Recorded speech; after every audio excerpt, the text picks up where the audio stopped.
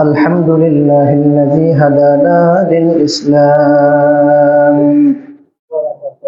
وما كنا لنهتدي لولا أن هدانا الله نشهد أن لا إله إلا الله وحده لا شريك له ونشهد أن سيدنا وسندنا وحبيبنا وحبيب ربنا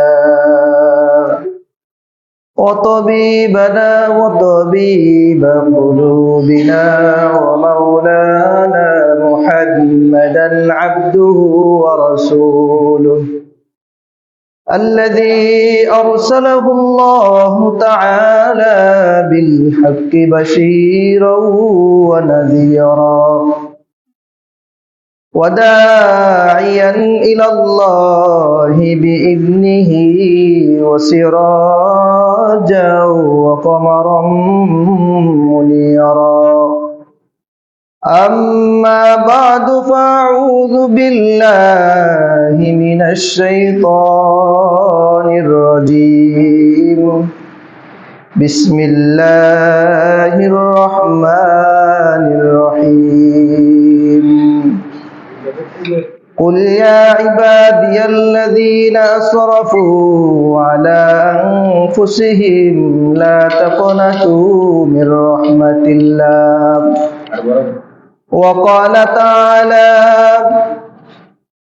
إن أول بيت وضع للناس للذي ببكة مباركا وهدى للعالمين وقال رسول الله صلى الله عليه وسلم الحج المبرور ليس له جزاء إلا الجنة أو كما قال عليه الصلاة والسلام وقال تعالى إن الله وملائكته يصلون على النبي يا أيها الذين آمنوا صلوا عليه وسلموا تسليما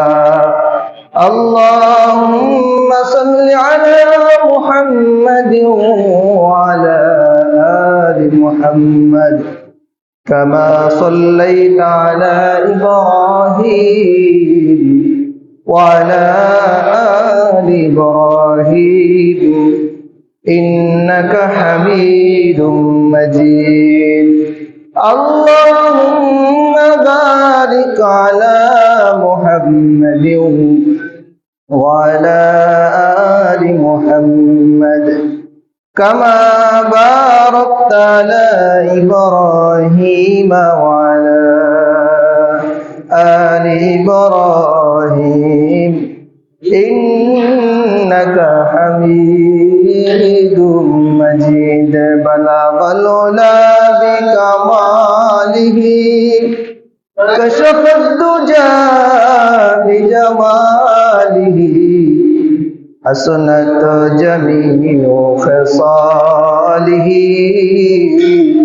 صلوا عليه وآله لا إله إلا الله لا إله إلا الله لا إله إلا الله لا إله إلا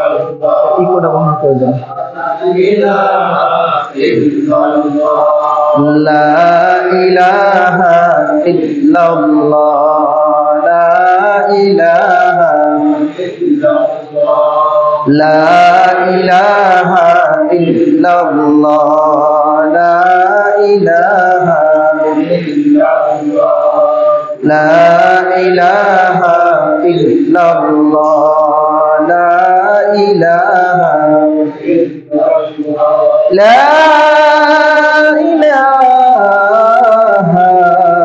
إلا الله محمد رسول الله সাল্লাল্লাহু আলাইহি ওয়াসাল্লাম।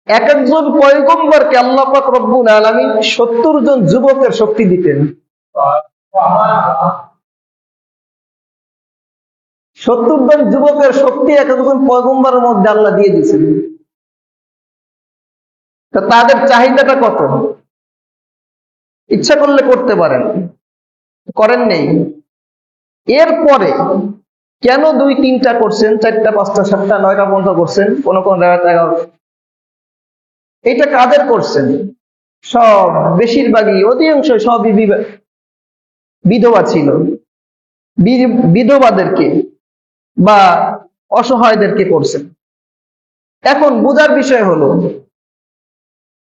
একটা ফিতনা এরকম যে আমাদের হুজুরদের মধ্যে কিছু হুজুর এরকম উৎসাহ করে যে একাধিক বিবাহ এটা করতে হয়, সব নবীরা করছে, সব নবীদের সুন্নাত।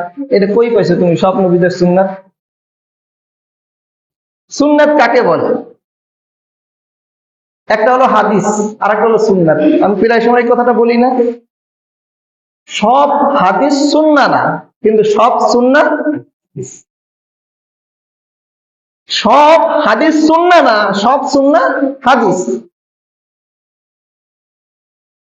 এখন এরকম কোন সুন্নাত পাওয়া যায় না যে 2 বিবাহ করা সুন্নাত। আমাদের এক উস্তাদ হযরত এখনো জীবিত আছেন। আমাদের উস্তাদ আবার দাদা উস্তাদ, নিজের উস্তাদ আবার দাদা উস্তাদ, আমাদের উস্তাদের উস্তাদ শাহ আব্দুল মতিন সাহেব দামাত বারকাতুহুম, ডালকানগরের শায়েখ। ডালকানগরের 3 জন শায়েখ আছে, তার মধ্যে উনি একজন। তো উনি পাকিস্তানের এক লোক, উনি আলেম না। পাকিস্তানের যে লোকটা কিতাব লিখছে উনি আলেম না। উনি 2 বিবাহ 3 বিবাহের উপর মানুষদেরকে উদ্বুদ্ধ করতেছে, 2 বিবাহ করো 3 বিবাহ করো, মানুষদেরকে উদ্বুদ্ধ করতেছে। এমনকি বড় বড় কিতাবও লিখতেছে যে এটা সুন্নাত, এটা সুন্নাত, এটা সুন্নাত, এটা এই সুবিধা এই সুবিধা, গুনাহ থেকে বাঁচা যায়, এই করা যায় সে করা যায়। তো ওনাকে একদিন হযরত ফোন দিছে যে ভাই আপনি যে এই কথাগুলো লিখছেন, ওনার বইগুলো আগে পড়ছে হযরত। এই কথাগুলো যে লিখছেন বইয়ের মধ্যে, এই সুন্নাত যে লিখছেন, তো এই বিষয়ে কি লেখাপড়া করছেন? এই বিষয়ে আপনার কতটুকু কি ধারণা আছে? পরে উনি আবার হযরতকে বলতে, হযরত আপনি তাফসীর, ফিকাহ, ফতুয়া সবগুলা পড়া তারপর একটু রিসার্চ করে দেখেন। হযরত ফতুয়া, তাফসীর, ফিকাহ সব কিছু কইলা এরপরে হ্যারে ফোন দিছে যে 4 মাযহাবের কোন মাযহাবে এই দ্বিতীয় বিবাহ বা একাধিক বিবাহকে সুন্নাত বলা হয় না। এইটা শুধু যদি কারো প্রয়োজন হয় তাহলে করতে পারে। এটা আমভাবে ঢালাও বিবাহ, একাধিক বিবাহ, এটা সুন্নাত না। এটা কি না? সুন্নাত না।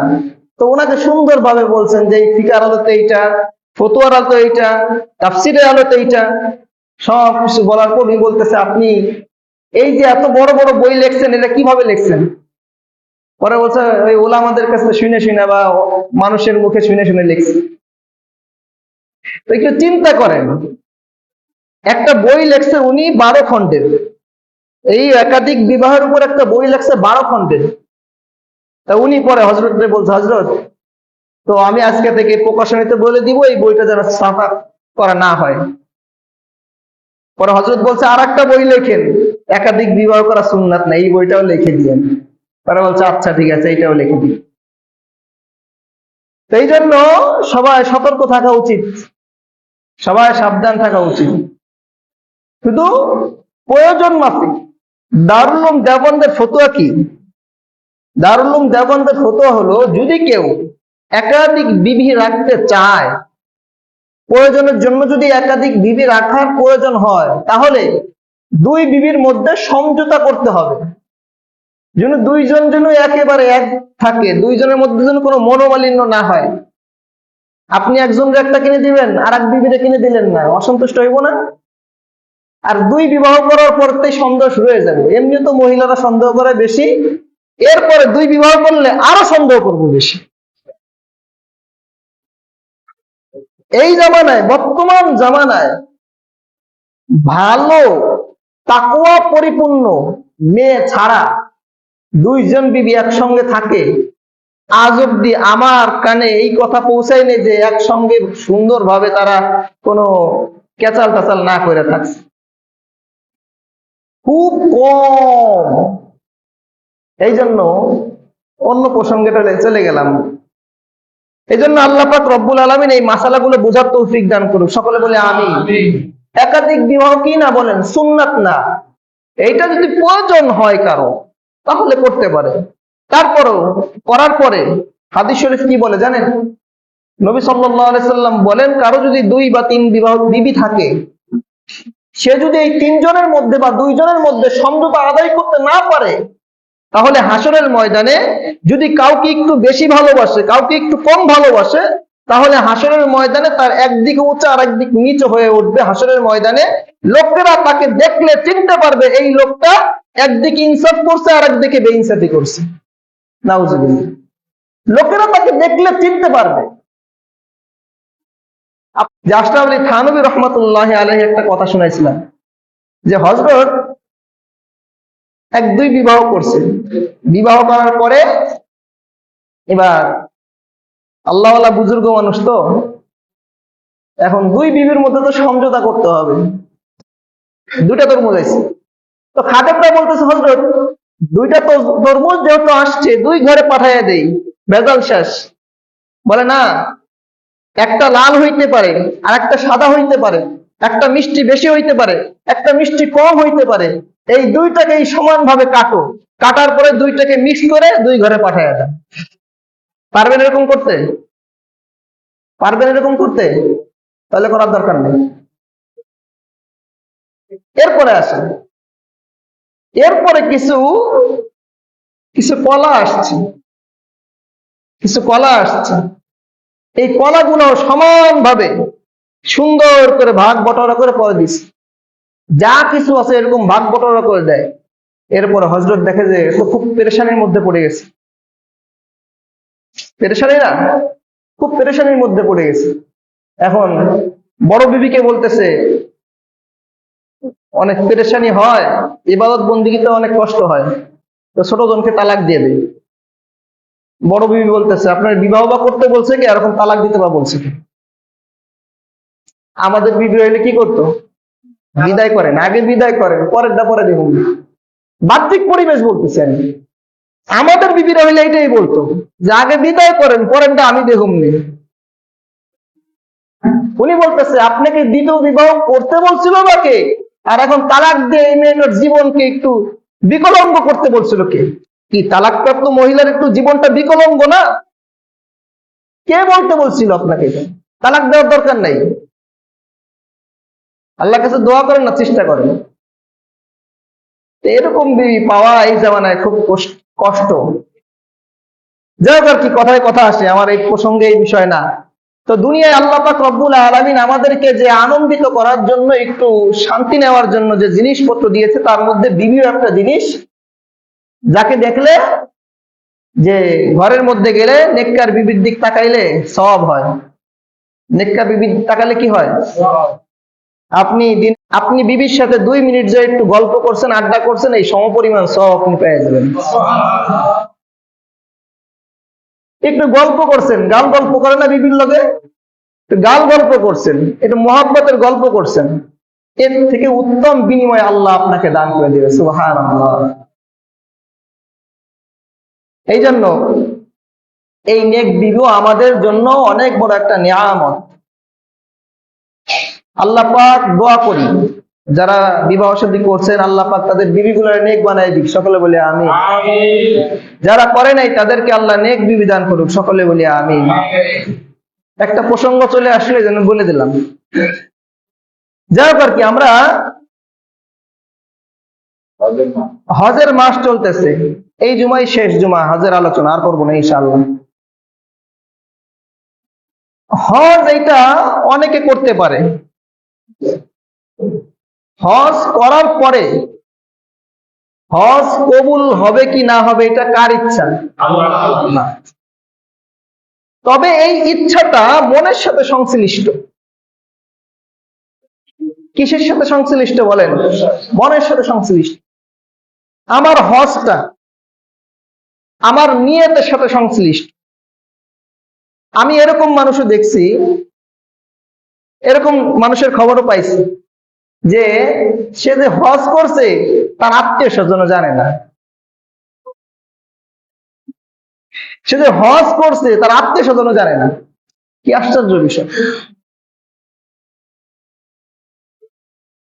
পরে আমাদের মধ্যে একজন ওই ভাই সেদিনকে শোনাইতেছিল যে ওনার শ্বশুর যে হজ করছে, যে মসজিদের ইমাম সাহেব জানতো না যে সে হাজি সাহেব। যাই হোক কি, এই জন্য হজ করার আগে নিয়তকে বিশুদ্ধ করা, খালেস করা, যে লিল্লাহ, আল্লাহর জন্য, আল্লাহর ফরজিয়াত আদায় করার জন্য, একমাত্র আল্লাহর সন্তুষ্ট করার জন্য। আপনি আমি নামাজ পড়তে আসি, মানুষকে দেখানোর কোনো নিয়ত আছে? এরকম ফরজ ইবাদত, মানুষকে দেখানোর কোনো নিয়ত নেই। আরে ভাই, মানুষ আমাকে হাজি সাহেব বললে বা কি আর না বললে বা কি বলেন তো? এমন কি আছে মানুষ আমাকে হাজি সাহেব বললে 2 পয়সার নেকি হবে, হাজি সাহেব না বললে আমার আমলনামা থেকে নেকি কাটা যাইব? হ্যাঁ, এতটুকু হতে পারে, একটা সম্মান পাওয়া যেতে পারে, মনের একটা শান্তি। মানুষ যদি মানুষকে হাজি সাহেব বলে ডাকে, কারো লকব ধরে যদি কেউ ডাকে, তাহলে সে একটু আত্মাটা একটু শান্তি হয়, সাময়িক সময়ের জন্য সে একটু খুশি হয়।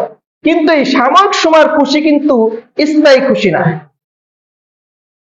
এই জন্য সর্বপ্রথম অন্তরকে খালেস করা, বিশুদ্ধ নিয়ত করা, একমাত্র আল্লাহর সন্তুষ্টির জন্য, আল্লাহকে রাজি খুশি করার জন্য আমি হজ করবো ইনশাআল্লাহ। যাক আর কি, এখন আসি এই মক্কা শরীফে মালিক ইবনে দিনার রহমাতুল্লাহ আলাইহি বহুত বড় একজন আল্লাহওয়ালা ব্যক্তি ছিল। উনি প্রতি বছরই হজে যান। তো উনি হজে গেছে, হজে যাওয়ার পর আল্লাহকে বলছে, আল্লাহ, রাত্রে তাহাজ্জুদের সময় কান্নাকাটি করে বলছে, আল্লাহ মালিক, হজ কবুল হয়েছে কি না হয়েছে আমার তো জানা নাই। এই বছর কার কার হজ কবুল হয়েছে আপনি আমার একটু জানায় দেন। তো উনি দোয়া খায়ের কইরা আল্লাহকে হস্তে ঘুমায় গেছে। আল্লাহ পাক রব্বুল আলামিন বলল, মালিক ইবনে দিনার আল ইরাকি, আপনার হজও কবুল হয়েছে, বাদ বাকি এই বছর যারা আসছিল সবার হজই কবুল হয়েছে, কিন্তু একজন বান্দা আছে তার হজ আল্লাহ কবুল করে নাই। তার নাম কি? মুহাম্মদ ইবনে হারুন আল সমরকন্দি। তার হজ কবুল হয় নাই। তো সকালবেলায় যখন ফজর হয়েছে, উনি নামাজ পড়া মক্কায় ঘুরতেছে। মুহাম্মদ ইবনে হারুন এই নামটা কার, এই লোকটা কে, একটু খোঁজ খবর নেই। তো ঘুরতেছে ঘুরতেছে মক্কার অলিতে গলিতে ঘুরতেছে, এলান করতেছে, তোমরা কি এই ব্যক্তিকে চিনো, মুহাম্মদ ইবনে হারুন? বলছে, হ্যাঁ, একে চিনি। সে কোথায়? সে দিনের বেলায় মক্কার নির্জন একটা এলাকায় একটা গাছ আছে, ওই গাছের নিচে যে ইবাদত বন্দি করে, রাত্রে হইলে এইখানে চলে আসে, মক্কার মধ্যে চলে আসে। তো আপনি ওই মক্কার নির্জন এলাকায় গাছের নিচে তাকে পাবেন। তো মালিক ইবনে দিনার রহমাতুল্লাহ আলাইহি চলে গেছে ওই জায়গায়, যে দেখে যে উনি নামাজ পড়তেছে, হাত একটা কাটা নামাজ পড়তেছে। তো সুন্দর করে নামাজ পড়তেছে, নামাজের মধ্যে খুশু আছে। আমাদের নামাজে তো জান নাই, আমাদের নামাজে রুহু নাই। প্রায় সময় বলি, আমাদের নামাজগুলোতে রুহু নাই। কে কার আগে মসজিদ থেকে বের হবো? হুদাই হুদি, খালি খালি। কে কার আগে মসজিদ থেকে বের হবো? আর সুন্নাত তো, সুন্নাত নামাজ না পড়ে জায়গা ফরজ শেষ, মোনাজাতের তো দাবদারি নাই, পুরো খালি। যদি একটু মিষ্টি মুষ্টি কেউ আনে তাহলে লোকজন একটু থাকে, আর না হলে কেউ থাকে না। কি সত্য না মিথ্যা বললাম? মনে হচ্ছে মিথ্যা কথা বলছি। ও, কথায় কথা চলে আসে। আপনারা যারা মিষ্টি আনেন, দেখেন একটা বিষয় বুঝেন, মসজিদ আল্লাহর ঘর না? এখানে ইবাদত করার জন্য আসেন না? এইখানে কি আপনারা হট্টগোল করার জন্য কেউ আসেন? মারামারি গ্যাঞ্জাম কাসাব করার জন্য কেউ আসে না। তো দেখা যাচ্ছে এই মিষ্টি আনার কারণে এই মিষ্টি বিতরণের সময় অনেক হট্টগোল হয়, যারা সুন্নত নামাজ পড়ে এদের অনেক কষ্ট হয়। তারা আপনার এই কষ্টটা দিয়েন না তাদেরকে। আপনাদের যদি কারো মিষ্টি খাওয়াইতে মনে চায়, বাড়ি মিষ্টি আইনেন, আমগো দাওয়াত দিয়েন, ফিরি ফিরি যায় দাওয়াত করে দিয়ে আসুন, ফিরি ফিরি মিষ্টি খেয়ে চলে আসুন। কি ভুল বললাম আমি কিছু? হ্যাঁ না, মিষ্টির টাকাটা যদি মসজিদে দিতে কইতে পারে অনেকের মন খারাপ হইব। মিষ্টি খাওয়াইতে মনে চায় খাওয়াইন, কোনো সমস্যা নাই। মিষ্টি খাওয়াইতে মনে চায় খাওয়াইন, কিন্তু দেখা যাচ্ছে যে 2-3 কেজি মিষ্টি আনে, অনেকে মনে করে পামু না, অনেকে মনে করে কি দিতেছে, 2টা দিতেছে, 3টা দিতেছে, একটু বেশি করে দিক, কমাই দিক। এই যে একটা ফালতু বিষয়, একেবারে একটা ফালতু বিষয়, একেবারে অহেতুক একটা বিষয়। আচ্ছা, মিষ্টির জন্য কে নামাজ পড়তে আসে? পোলাপানের কথা বাদ, পোলাপান অবস্থা আমরাও মিষ্টি খাওয়ার জন্য মসজিদে গেছি। পোলাপানের কথা বাদ, মুরব্বী যারা আছে এরা তো মিষ্টি খাওয়ার জন্য মসজিদে আসে না। মিষ্টি যদি না আনে তাহলে কি মুসল্লি কম হবে? তা আপনি যদি এই বিনয় ভাবে না নেন এই মিষ্টিগুলা, মারামারি কেচাল করেন, মুসিবত। কয়েক বছর আগে পত্রিকায় নিয়ে দেখছি ময়মনসিংহে জিলাপি খাওয়া নিয়ে মানুষ মেরে ফেলছে। 2-3 বছর আগে, 3-4 বছর আগে। তো যাই হোক আর কি, কোন কথা থেকে এদিকে চলে আসলাম। মালিক ইবনে দিনার রহমাতুল্লাহ আলাইহি, উনি যে দেখতেছে নামাজ পড়তেছে, সুন্দরভাবে নামাজ পড়তেছে, ধীর স্থিরের সাথে নামাজ পড়তেছে। তাদের নামাজ জানওয়ালা নামাজ, আমাদের নামাজ জানওয়ালা না। এই যে নামাজের শুরু থেকে নিয়ে 2 রাকাত ফরজ পড়ে যাইতেছি, ফরজই পড়ে যাইতেছি, নফল আর পড়তেছি না, নফলও বাড়াইতেছি না, কিচ্ছু করতেছি না। আমল বাড়ে না, গুনাহ বাড়ে। আমল বাড়ে না, গুনাহ বাড়ে। তুই ফরজ পড়তে ফরজও পড়ে, নফলও পড়ে না। যাক, আল্লাহ সকলকে বেশি বেশি আমল করার তৌফিক দান করুন। দেখতেছে সুন্দর করে নামাজ পড়তেছে। এবার নামাজ শেষ করছে যখন, ওই সময় বলতেছেন, আপনার নাম কি মুহাম্মদ ইবনে হারুন আল সমরকন্দি? বলতেছে, হ্যাঁ আমার নাম মুহাম্মদ ইবনে হারুন। তা আপনি কে? পরে বলতেছে, আমার নাম মালিক ইবনে দিনার, ইরাক।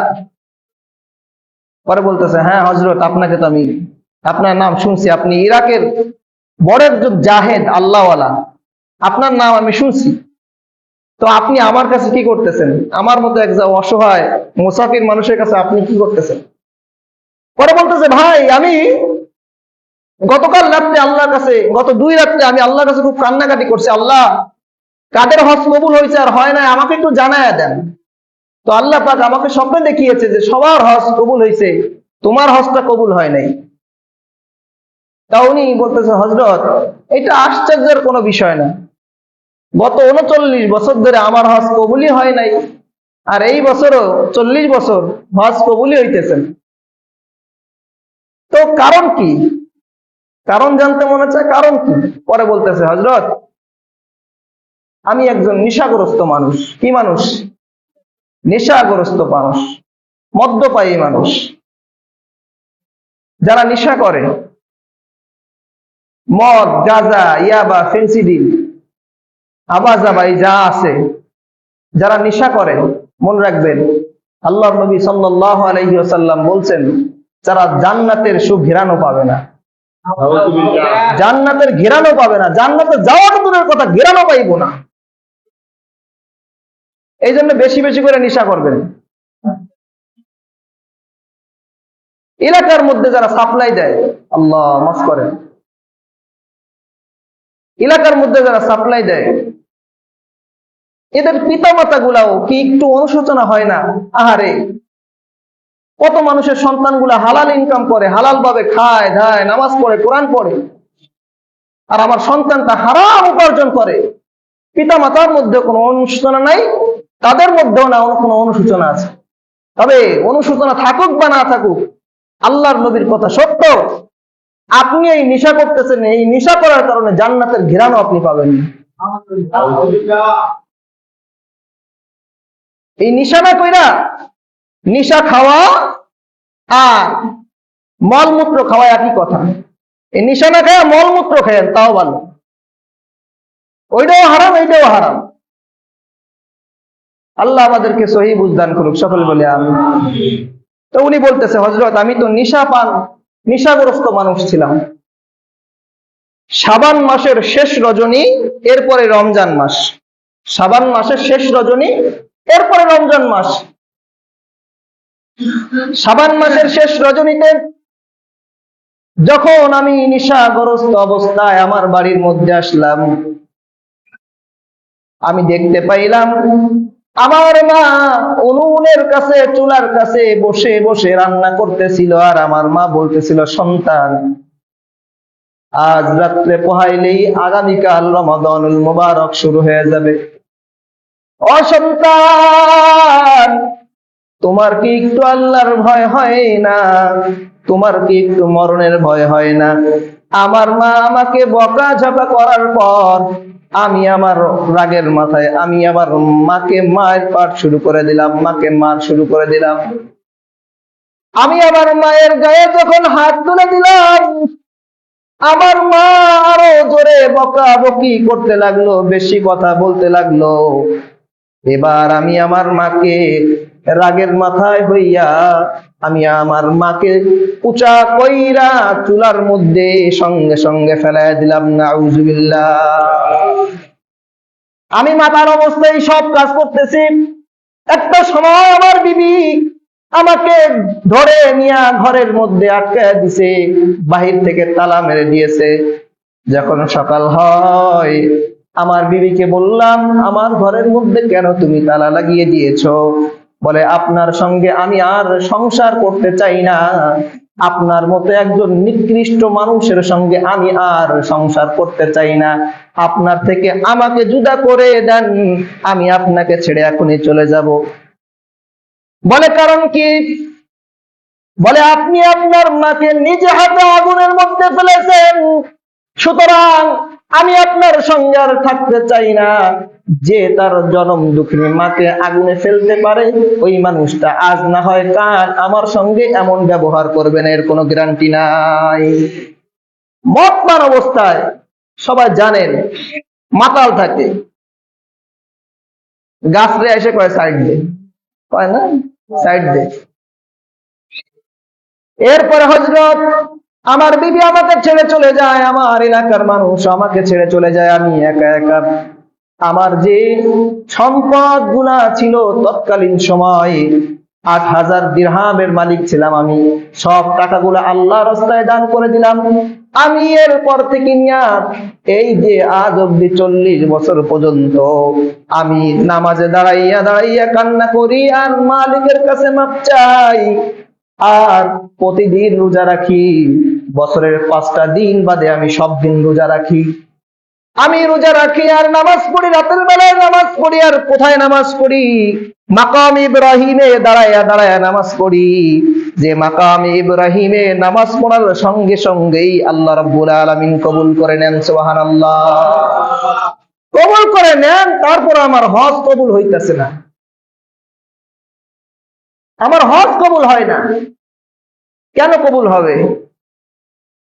আল্লাহর নবী সাল্লাল্লাহু আলাইহি সাল্লাম বলছেন, আল জান্নাতু তাহতা মিন আকদামিল উম্মাহাত, যে মায়ের পায়ের নিচে তোমাদের জান্নাত, মায়ের পায়ের নিচে তোমাদের জান্নাত। তো মাকে যদি অসন্তুষ্ট করে তাহলে কিভাবে সম্ভব? এটা বলেন। শাস্তি আছে না নাই? আল্লাহর বিচার আছে না নাই? এই তো 22 সালের কথা, আমার এক মুসল্লি বলতেছে, হযরত আমরা এক হজের সফরে গেছি। হজের সফরে গেলে তো যখন জিদ্দা স্টেশনে যখন নামছি, বিমানবন্দরে যখন নামছি, এরপরে 2 ভাই আমাদের সাথে হজে যাচ্ছিল। 2 ভাই চোখে আর কিছু দেখে না। জিদ্দা এয়ারপোর্টে নামার পরে তারা আর কিছু চোখে দেখে না। এখন হজের যিনি হজ করতে যিনি নিয়ে যান, মুআল্লিম যিনি, উনি বলতেছে, এখন যেহেতু চলেই আসছে তো ওনাদেরকে একটু ট্রিটমেন্ট করাই। ডাক্তারের কাছে নিচে নেওয়ার পরে বলতেছে, না, এর চোখে তো কোনো সমস্যা নেই, সবকিছু ঠিক আছে, ওকে আছে। তো চোখে কেন দেখতেছে না? চোখে দেখে না। তো ওনাদের 2 জনকে একটা হুইল চেয়ার কিনে দেওয়া হয়েছে, যেহেতু চলেই আসছে হুইল চেয়ারে বসে পরে হজ সম্পূর্ণ করে পরে যাবে। তো তো সম্পূর্ণ করা শেষ। যখন বাংলাদেশের বিমানে উঠছে, বাংলাদেশে এসে যখন ল্যান্ড করছে বিমান বন্দরে, ওই সময় আবার আগের মতো দেখা শুরু করে দিয়েছে। সুবহানাল্লাহ, সুবহানাল্লাহ যে কইলেন, এরপর নাউজুবিল্লাহ কজন রেডি থাকেন। এবার তাদেরকে জিজ্ঞাসা করতেছে, আপনি যখন জিদ্দা এয়ারপোর্টে নামলেন ওই সময় সবকিছু দেখা বন্ধ হয়ে গেল, আবার যখন বাংলাদেশে আসলেন আবার দেখা শুরু হয়ে গেল, এই যে কিছু সময় আপনি বন্ধ থাকলেও চোখটা, কারণ কি? এবার দুই ভাই বলতেছে, আমরা দুই ভাই আমার মাকে আমার বৃদ্ধাশ্রমে রাইখা পরে হজ করতে আসছে। মা অনেক রিকোয়েস্ট করছে, বাবা আমি বৃদ্ধ বয়স, তোরা যেভাবে আমার সেবা যত্ন করবি অন্য মানুষ ওইভাবে আমার সেবা যত্ন করতে পারবে না, তা সুতরাং আমাকে এই বৃদ্ধাশ্রমে রাখিস না। দোয়া লাগে না? লাগে না? সাবধান হয়ে যান যুবক ভাই যারা আপনার নিশার টাকা না দিলে মারে বকাবকি করেন, নিশার টাকা না দিলে বাবারে বকাবকি করেন, নিশা পান করে এসে বাপ মারে বকাবকি করেন, উল্টা পাল্টা কথা বলেন, মুরব্বি নাই কিচ্ছু নাই, এই যে উল্টা পাল্টা করেন, এদের দোয়া কিন্তু বৃথা যায় না। আর মনে করেন না এই এলাকাবাসী আপনার জন্য খুব দোয়া করে, না এই লোকটা নিশা